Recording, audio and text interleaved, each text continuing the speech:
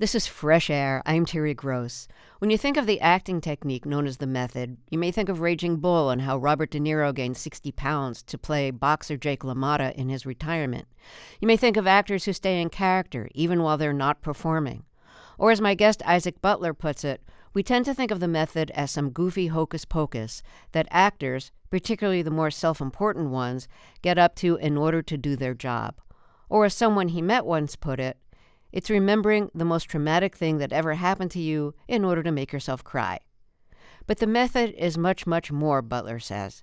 In his new book, The Method, How the 20th Century Learned to Act, he describes the history of the method from the series of techniques created in the early 1900s by the Russian director Konstantin Stanislavski, through the American adaptation created by the group Theater and the Actor Studio, and the actors who brought those techniques to their work on stage and screen. It's also the story of how acting was influenced by war, social change, and personal and aesthetic battles. Isaac Butler also co-wrote the book The World Only Spins Forward, The Ascent of Angels in America.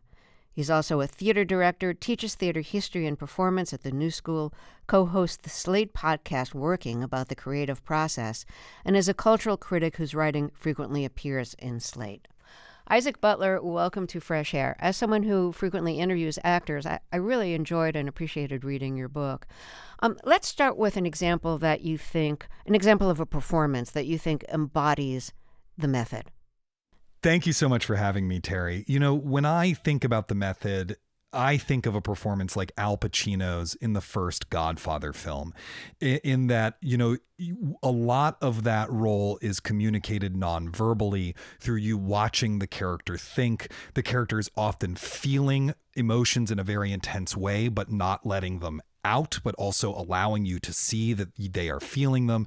You know, there's a certain amount of mystery to the character and idiosyncrasy. It feels like a real person in all of their complexity, not like a type or a stock role or anything like that. And, you know, Al Pacino just seems really alive in the moment and really present in that role at all times. So to me, that's an example of the kind of performances that the method helped usher to the fore over the course of the 20th century. I forget who it was, but one of the method directors or teachers said, you know, let someone else take the part with a lot of dialogue. You take the part where you're just like thinking and reacting. Yeah, absolutely. That was Kazan, you know, when Elia Kazan briefly was trying to be a film actor, you know, he really learned from the other actors on set that part of what you do is you let everyone else say all the lines, that the camera can really read your mind and it can really see your thoughts on your face. So part of the thing that you do is you just think and the camera will see what you're thinking. There's different approaches to the method, but one of them really emphasizes digging into your own emotional history, your emotional memories, to use those to get into your character. And you were practicing that when you were in college and you had a role, and you had been a professional child actor. And you write in the introduction to your book that through this process of mining your own emotional memories, you retreated too far into your personal darkness. Can you describe how that happened? Because I'd really like to understand how, like, psychologically upsetting it can be to take this approach to plumbing your own emotional depth.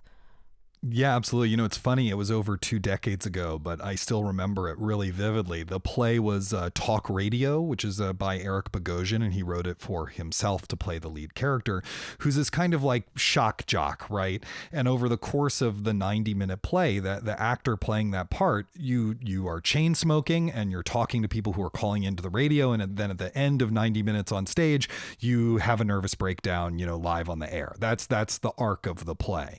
And this was a college production. It was student directors who, you know, of course, didn't really know what they were doing, and neither did any of the rest of us.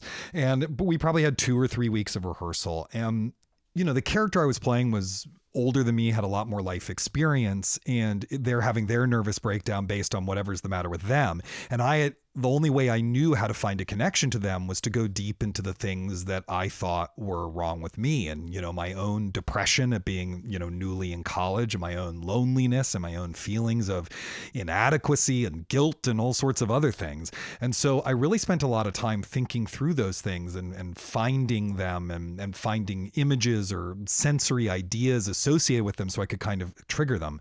And so I was doing that on stage and at the same time chain smoking real cigarettes for 90 minutes. And so, I would end every performance feeling completely wrung out emotionally and physically ill simultaneously. And so what I would have to do at the end of the show is I would go back to my dorm room and I would just stare at a blank wall until I kind of my stomach settled down and I felt my humanity return. And, that show only performed 3 or 4 times.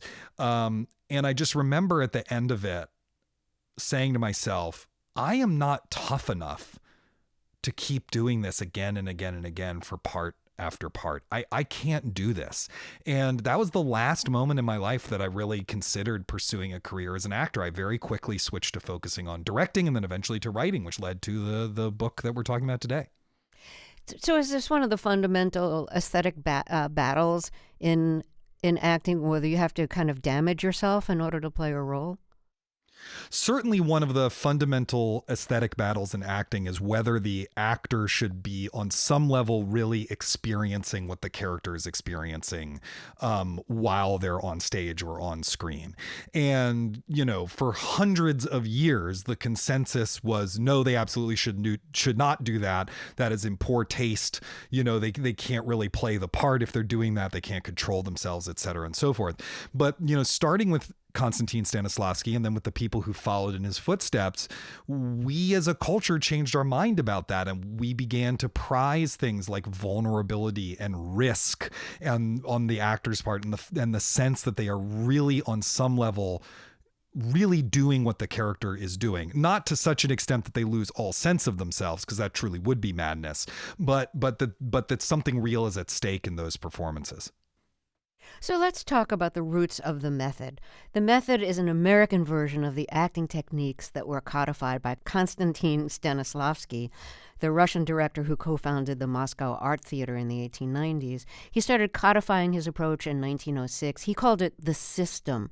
Can you describe some of the basic tenets of the system? Sure. The system flows from a couple of really simple core ideas. One of them has to do with the necessity of the actor experiencing, is the word that they use. Experiencing is a rough translation of a Russian word, perzhevanya, and it means just that moment where the actor is so into the imagined reality of the character that to some extent they're really feeling and experiencing what the character is going through. And some of its other sort of core ideas are that the actor is their own material. They're kind of both the painter and the paint, that a role should be divided up into its component parts, which he called bits. That he was very into physical relaxation and the actor using the powers of concentration and attention to forget the audience was there and to try to kind of live again within the imagined reality of the play and of the character. One of the things that he was also very interested in, which would become particularly notorious in the United States, was this idea of affective memory. And affective memory is essentially triggering a strong emotional state that you might need to play the character through using your own memories of when you have experienced that emotion. He also had a principle that acting should be guided by actions, by things that you wanted or needed, demands that you had. You give the example of if you're thirsty, then you want a glass of water. Yes. Yeah. Hopefully in most plays, it's more high stakes than just being thirsty, right? But yes, actually one of his ideas that goes on to be really the cornerstone of a lot of American acting and directing and script analysis is that characters are always wanting something and they're always doing something in pursuit of the thing that they want. And those wants and the things they're doing, there's a whole lot of different names for them. The task, the problem, the objective, the action. But whatever you call it, the core idea is that I, as a character, have something that I need, something that I want, and that I'm going to do things, which is often language is the thing that I'm doing, but I'm going to do something to accomplish that end. Stanislavski also emphasized the importance of rehearsals, and he was really, really strict about them. And he'd have people rehearse like over and over and over and over again until they'd get angry with him. Yeah, absolutely. That predates the system, really. That comes from the very start of his career. You know, he was rebelling against a status quo in Russia where plays weren't really rehearsed that much. They were rehearsed like 9 times, maybe. The dress rehearsal was a relatively new idea. And so he was rebelling against that by saying, no, the whole point of rehearsal is that we're going to do this over and over again. The actors and the director are going to have a unified vision of what the play is trying to do, and they're all going to kind of sublimate themselves to that unified vision, and we're going to do it over and over and over again until we get it right. That becomes particularly extreme once he starts using his rehearsal periods to experiment with developing the system. And probably his production of Hamlet rehearses for something like 3 years, so eventually it gets really, really out of control. And there are times where he rehearses things for 14 months and the play is no better off than it was at the beginning. So those two ideas, one that predates the system and one that comes from the system, kind of intersect in ways that eventually cause him a huge number of problems. So in the early 1920s, Stanislavski brings his Moscow Art Theater to the States, and it really is an amazing experience for some up-and-coming actors and directors. Can you talk a little bit about the impact of the Moscow Art Theater on acting in New York, acting and directing in New York? Yeah, I mean, it's sort of difficult to oversell how important their Broadway run on their U.S. tour was. People had really never seen acting like what they saw from the Moscow Art Theater.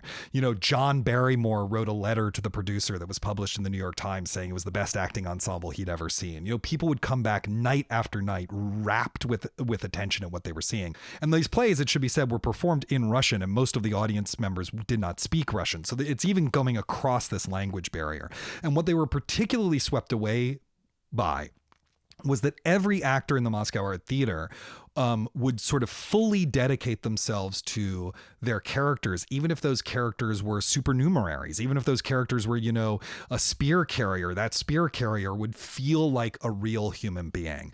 And that had always been the Moscow Art Theater's approach. Stanislavski is the guy who came up with the phrase, there are no small parts, only small actors. And he really lived it in his company.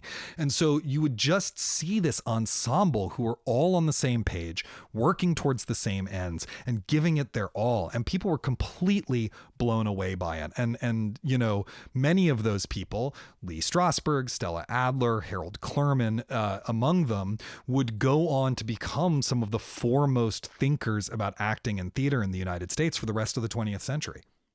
And some of the people who you just mentioned studied with Maria Uspenskaya, who was from the Moscow Art Theater but stayed in America and started teaching. Yes. Uspenskaya and this guy, Richard Boleslavsky, were two members of the Moscow Art Theater who wound up staying in New York. Boleslavsky was actually already there because of his political beliefs. And Uspenskaya also was informed while on tour that she couldn't return to Moscow. And so she remained in New York, and Boleslavsky hired her to teach at this new acting school he founded called the American Lab Theater, the goal of which was really to teach Stanislavski's ideas in the United States and to create a kind of mini Moscow Art Theater in the US. And Uspenskaya was the person who really taught the system to her American pupils. And she was, like Stanislavski before her, famous for how harsh her critique could be. In her case, it had a really explicit pedagogical purpose, which was that acting is very frightening. You have to do a lot of scary things. And so if you could kind of survive her, you had a bulletproof vest for the rest of your career if you could really survive her, flensing of your ego in her class. And she was the one who really taught these techniques that were the core of the system to people like Strasberg, Clurman, Stella Adler. And if you could survive her, you could survive the rejections you'd be getting when you audition for a show, or the bad reviews you'd be getting. Yes, absolutely. I mean, being an actor is tough. It's never been the case that being an actor is an easy job. You have to deal with a lot of rejection. You have to deal with a lot of bad reviews. You have to deal with people not treating you well. I mean, it's a tough life. And so she thought of herself as toughening up her young charges for this difficult life they were going to have to lead. Stanislavski's theater group, the Moscow Art Theater, when they perform in New York, that leads in various ways to the creation of the group theater, which was, an early laboratory for the American version of Stanislavski, which is what became known as the method. Among the co-founders were Harold Clurman and Lee Strasberg. What was the group theater, and what are some of the ways that it was trying to innovate what theater was in America? So the group theater was an ensemble theater producing new works on Broadway with a fixed acting company. It was co-founded by Harold Clurman, Cheryl Crawford, and Lee Strasberg. And the idea was to create and discover a uniquely American voice, a uniquely American way of doing theater, and whose acting techniques would draw on Stanislavski to create sort of the most sort of present, vital, living, alive feeling acting possible. The idea was, that we were in the midst of the Great Depression. The theater starts performing in 1931. We're in the midst of the Great Depression. We're still recovering from the wreckage of World War I, that America was filled with a new people, and that out of this wreckage could grow a kind of utopia. And the group was, in some ways, they were utopian dreamers, and their theater company was a utopian dream. It, of course, didn't work out that way. The company lasted 10 years before going bankrupt, but along the way, it launched the careers of, Harold Clurman, prominent critic and director, Lee Strasberg, who became the most important and famous acting teacher in America of the 20th century, Stella Adler, his rival, Sanford Meisner, who's also an incredibly important acting teacher, Clifford Odets, the most important playwright of the 1930s, and of course, Elia Kazan, who for a while was the most important theater director and the most important film director simultaneously. And several of those people then went on, after the group died, to found the Actors Studio, which became the kind of high temple of the method from then on. The group theater also launched the aesthetic battle between Lee Strasberg and Stella Adler about how to interpret Stanislavski. So what was that battle about? Well, part of what that battle was about was that they despised each other on a personal level, and had for years. So, part of it had to do with their own personal animus. I think it could have been a respectable difference of opinion otherwise. But Stella Adler was an actor in the group, and Lee was the director and the kind of acting guru. And from the get-go, Adler really disliked Lee Strasberg's emphasis on psychology and on emotion and on the actors' personal experiences and using their personal experiences to realize the part. She had trouble doing it. She also didn't like doing it. She thought that it was sick, was the word that she would use many times. And she was also often the lead in these plays. So she's fighting with Lee Strasberg all the time about acting technique. And then finally, on a trip to Europe, she goes to Moscow and then to Paris with Harold Clurman, who was her on-again, off-again lover and eventually her husband. In Paris, she actually meets Stanislavski. And she is trying to be kind of polite, but finally she can't hold it back any longer. And she says, Mr. Stanislavski, I loved acting before I studied your system, and it's ruined me and I hate it now. And Stanislavski says to her, well, perhaps you're not doing it right, but either way, why don't you come to my apartment tomorrow and we'll start working together and maybe I can help you.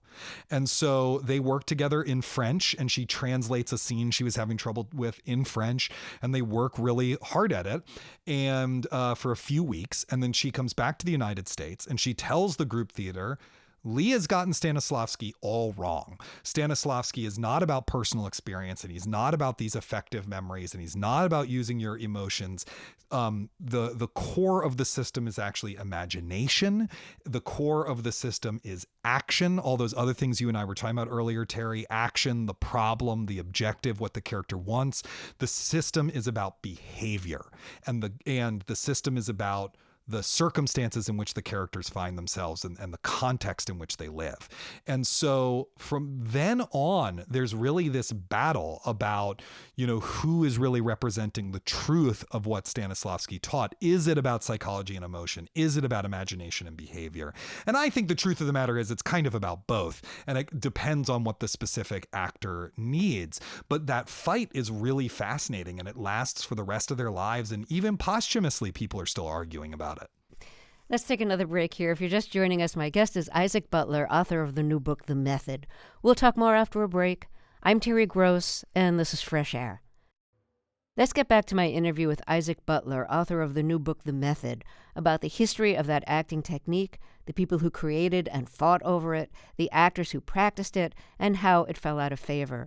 Butler also co-wrote the book, The World Only Spins Forward, The Ascent of Angels in America. He's a theater director, teaches theater history and performance at the New School, co-hosts the Slate podcast Working, about the creative process, and is a cultural critic whose writing frequently appears in Slate. We were talking about the group theater and the directors and actors that came out of it. It started as a theater group in the 1930s, and as film expanded and sound on film became really popular, some of the actors from there and the directors too migrated to Hollywood. So give us an example of an actor who learned the method through the group theater and went on to Hollywood afterwards, and how they had to tune up what they learned for the screen, which reveals really different things than the stage does, because the audience is seated at such a far distance in the theater, whereas close-ups enable you to see details you'd miss on stage. That's a great question. And it's really important because film and television actually becomes in many ways sort of the largest vehicle for the method throughout the rest of the century. And, in some ways, the most important actor to come out of the group, who I maintain is actually the first method film star, is a man named John Garfield. And John Garfield quits the group over a dispute over a role in a play. And he goes out west to because his wife is pregnant and they need money. And, this is what he knows how to do. And he's going to make money. And he lands a role in 1938 in this film called Four Daughters, which is directed by Michael Curtiz and stars Claude Rains, and is written by the guys who go on to write Casablanca. And he gives this unbelievable performance in this kind of nothing movie. It's a very silly, slight film, but the performance he gives, as soon as he walks on camera, you can just tell that something is happening, that acting is changing, that the norms around what a character is, that they're never going to be the same on some level, because he's so vital and in the moment, and he feels much more like a real person than everyone else. But it wasn't easy for him to learn how to do that. He couldn't just do a stage performance on camera. If you've ever seen someone just give sort of a stage size performance on camera, it's really too much, because the camera picks up so much that an audience at the theater will not see. It can really see you think, or people talk about it reading your mind, or I think John Garfield calls the camera like the great monstrous eye, And so he really had to learn how to do much less and much less and much less, and to strip away and to learn how to perform with a new kind of ease and spontaneity that the camera would kind of pick up and enjoy. That was really what he had to learn to do to be a great film actor, which he really was. So what would you say was different about him and about other people who came out of the method compared to their predecessors on screen?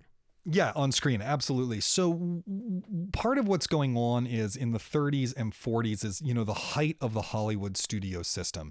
So the Hollywood studios own the movie theaters their work is going to be presented in. They have the actors on these incredibly detailed contracts. The actors are full-time employees of the studios, but the studios also kind of own them and control their lives in all these ways.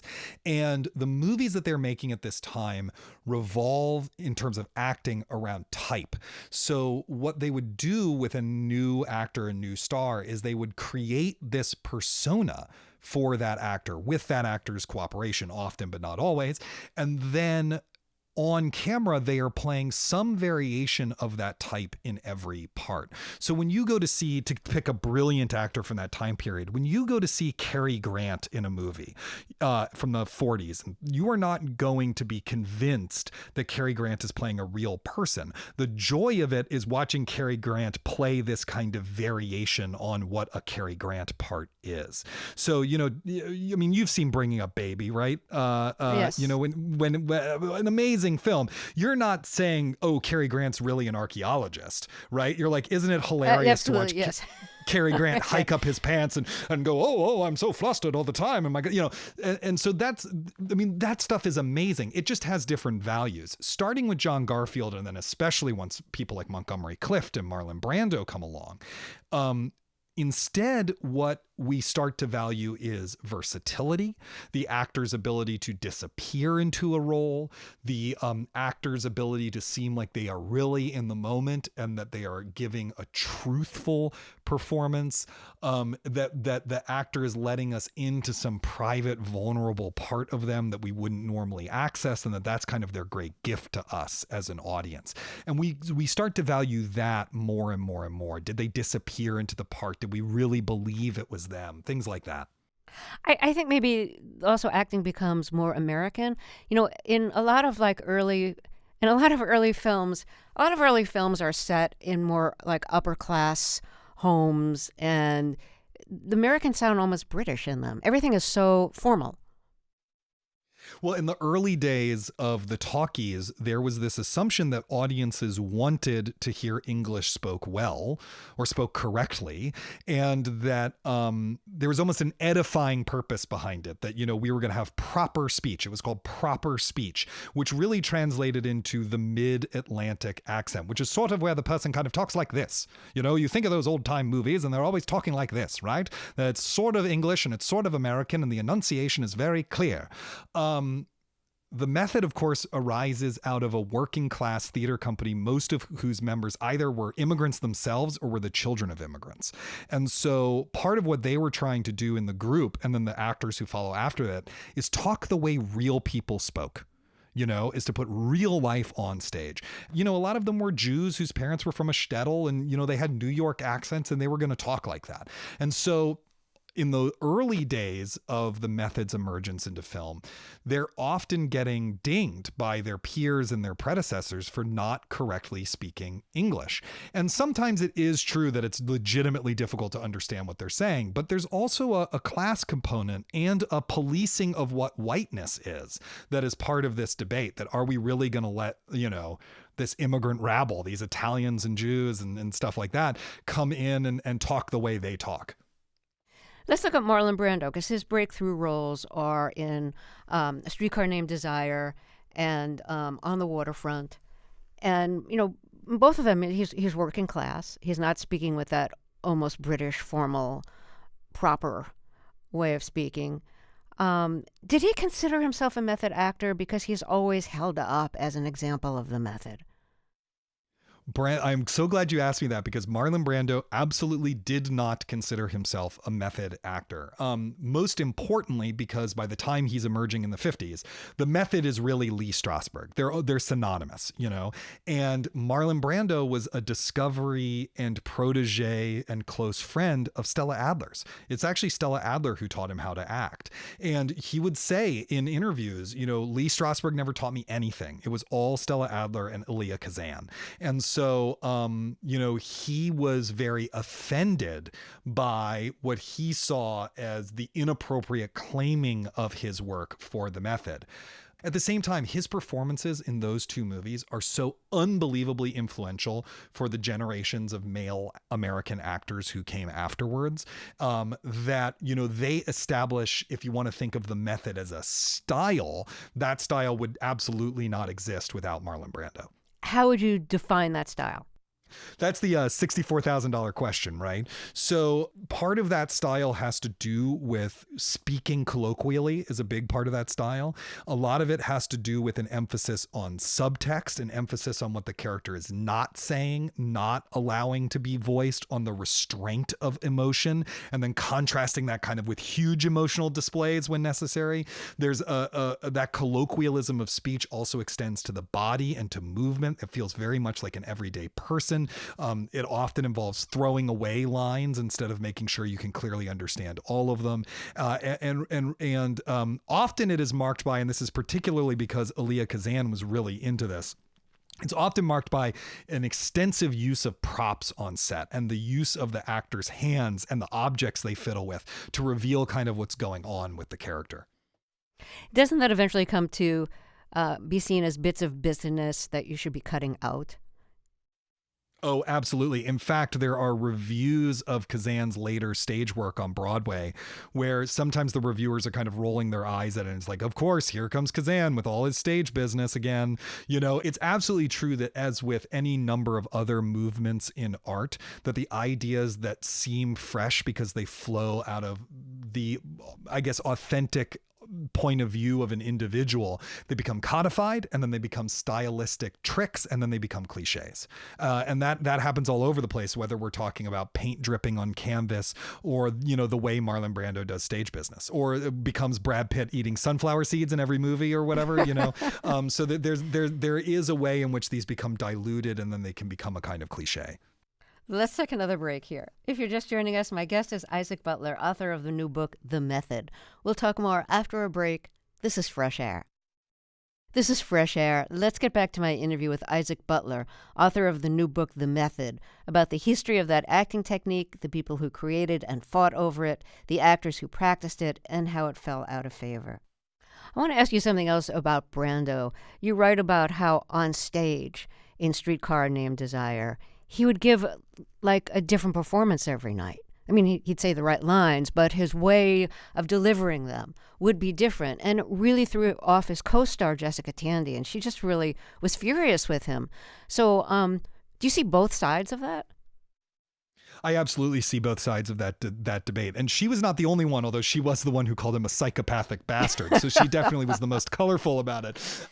Carl Malden, who worked with Brando many times, and I don't think they were friends, but it's not like Malden hated Brando. You know, there was one point in rehearsals for Streetcar when he got into a screaming match with Brando because he said, you know, your pauses are so unpredictable. I can't ever get my teeth into this scene and figure out what the rhythm is. It is absolutely a professional actor's job to do their role on stage in such a way that enables the best of your colleagues. You know, that's absolutely part of the job.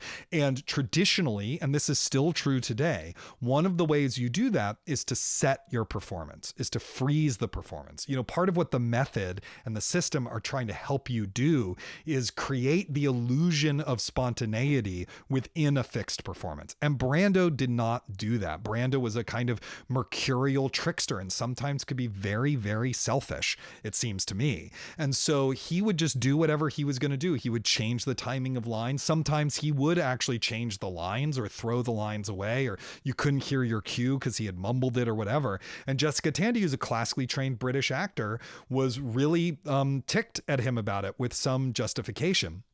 And she didn't have a lot of allies in that fight because Elia Kazan and Tennessee Williams just couldn't get past what a brilliant job Brando was doing. And it wasn't only them. Hume Cronin, her husband, who advocated for her to get the part, he's really the reason why she was cast as Blanche in the first place.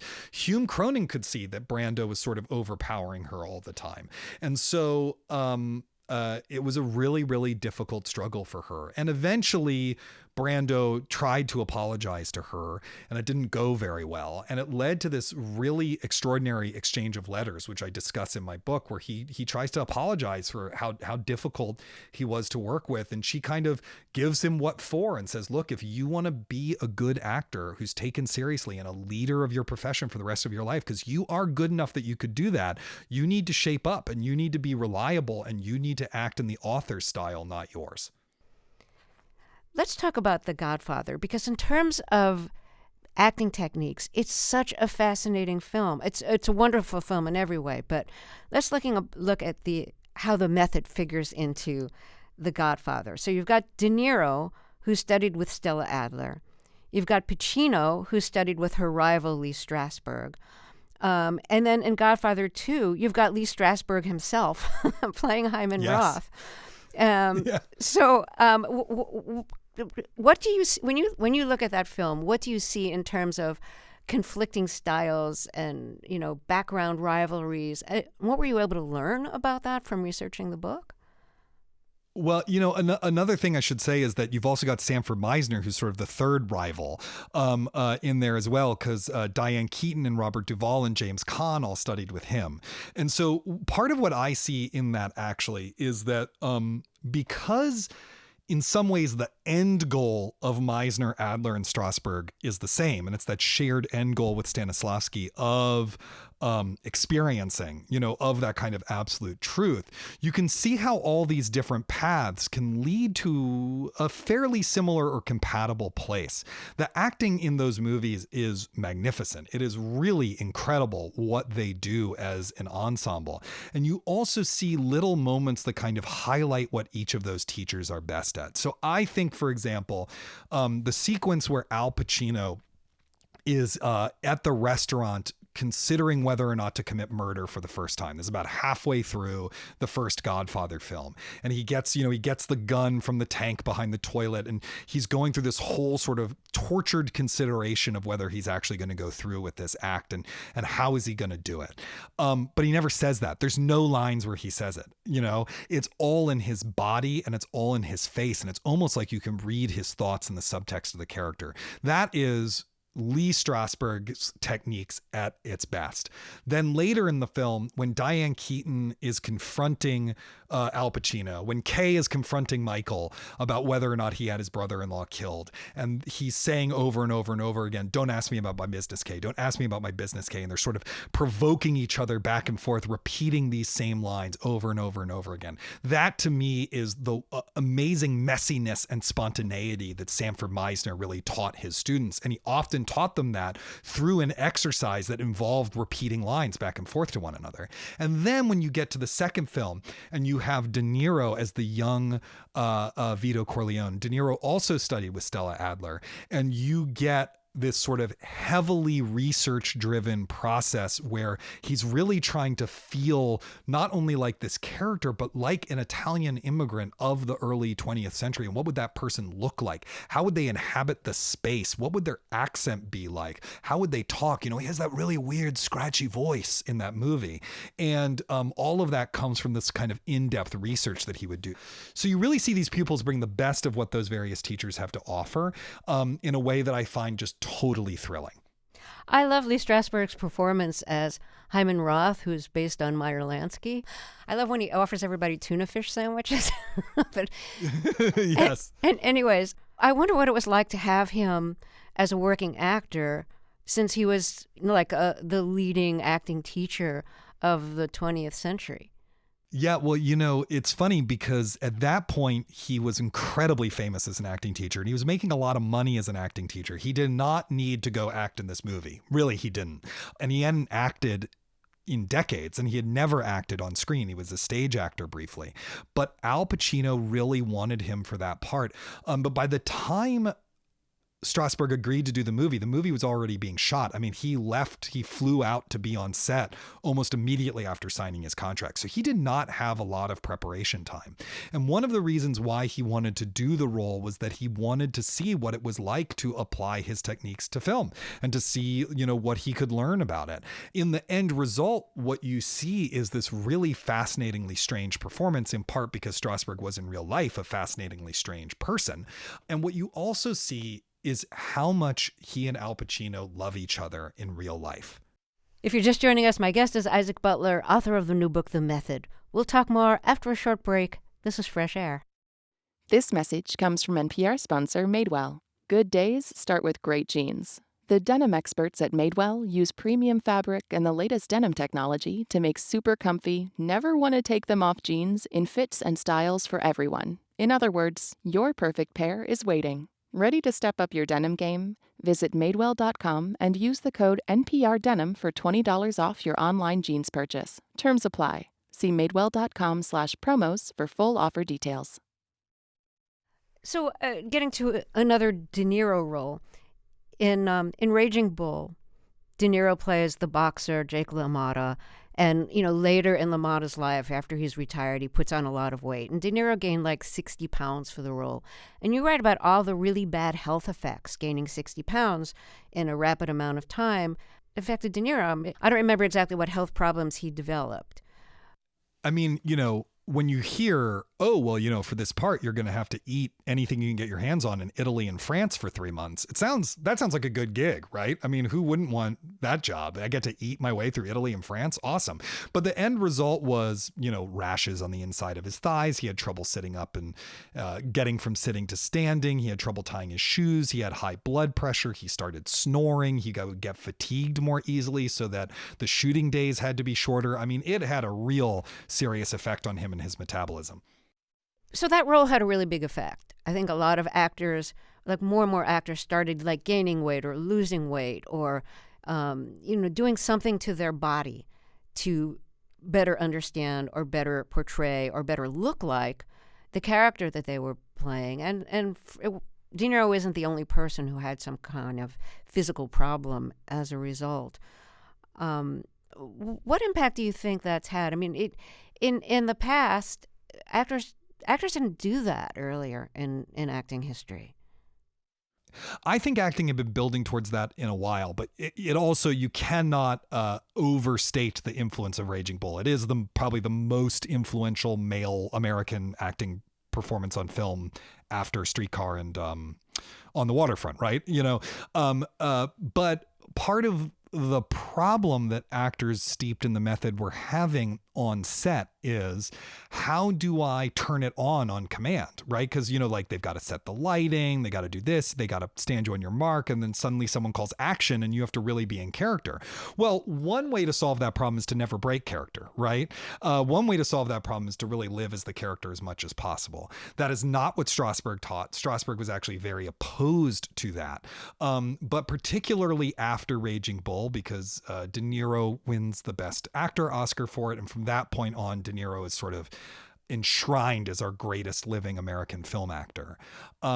It just exerts an enormous influence, not only on actors, but on the PR and awards campaigns for acting. And that exerts its own influence, right? And so there becomes a kind of material or industrial reason why actors are doing this, because then they can talk about the fact that they did it. And that leads to the kind of, there's a self-parody kind of version of this. We've all watched the press junkets where someone's like, oh yes, then I didn't bathe for 6 months and I got so drunk every night I vomited on myself. And so, that's what I did to get into character. And it just seems ridiculous. That to me is a kind of perversion of what De Niro was trying to do. I want to end with a quote from Lee Strasberg that you use in the book. He said, "The profession of acting, the basic art of acting, is a monstrous thing because it does with the same flesh and blood muscles with which you perform ordinary deeds, real deeds. The body with which you make real love is the same body with which you make fictitious love with someone you don't like. In no other art do you have this monstrous thing." That really reminds me of what a lot of actors have been telling me on our show, which is that your body doesn't know the difference between acting and real life. So when you put yourself through something horrible for a role, your body doesn't know that you're just acting. Yes, absolutely. The body keeps the score, right? That's the thing we're saying more and more these days.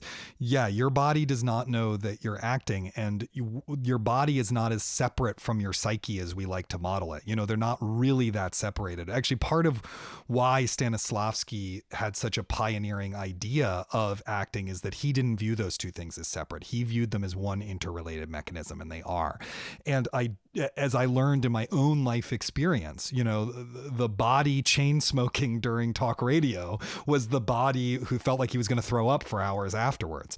That acting is a difficult and physical art form because the actor is their own material, and figuring out how you protect yourself within that, figuring out how you both do the job and remain a whole, healthy human being is one of the particular challenges of being an actor. I was not up for it as a human being. I just knew I couldn't take it. And because of that, perhaps I am always admiring of anyone who can do it. I just think it's remarkable. And the things that actors do so that we can be entertained or see some inner truth about our own lives. I'm very moved by that. Isaac Butler, thank you so much for talking with us. It was really, really interesting. I really appreciate it. This was such a pleasure. Thank you so much for having me, Terry. Isaac Butler is the author of the new book, The Method. Fresh Air's executive producer is Danny Miller. Our technical director and engineer is Audrey Bentham.